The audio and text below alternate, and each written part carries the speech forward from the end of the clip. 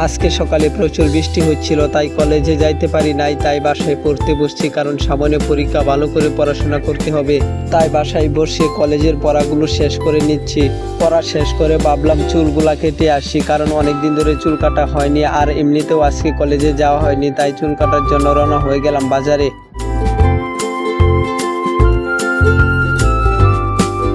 সেলুনে যাওয়ার পর সাথে সাথে সিরিয়াল পেয়ে গেছি, তাই আর লেট করতে হয়নি, তাড়াতাড়ি চুলগুলা কেটে ফেলেছি। মাথাটা এখন একটু হালকা লাগতেছে, চুলগুলা বেশ ছোট করছি। চুল কাটা শেষে দোকানদারকে টাকা দিয়ে বাসায় যাইতেছি। বাসায় গিয়ে দেখি কি কাজ করতে পারি, বাসায় অনেক কাজ জমে আছে আমার জন্যে। বাসায় গিয়ে আমার কাপড় চোপড় কিছু ময়লা হয়েছিল, এগুলো ধোয়ার জন্য ভিজাইতেছি। আর নিজের কাজ নিজে করাই সবচেয়ে ভালো, তাই আমার নিজের কাপড় আমি নিজেই ধুই। কাপড় ধোয়া শেষে আমি গোসল করে ফেলি। গোসল করে কাপড় চোপড় পরে আমি বসে বসে টিভি দেখতেছি। তারপর হঠাৎ করে কারেন্ট চলে যায়, তাই আমি চলে আসি বাইরে ঘোরার জন্যে। বাহিরে কত সুন্দর বাতাস, আর আজকের পরিবেশটাও এবং আবহাওয়াটাও অনেক ভালো ছিল।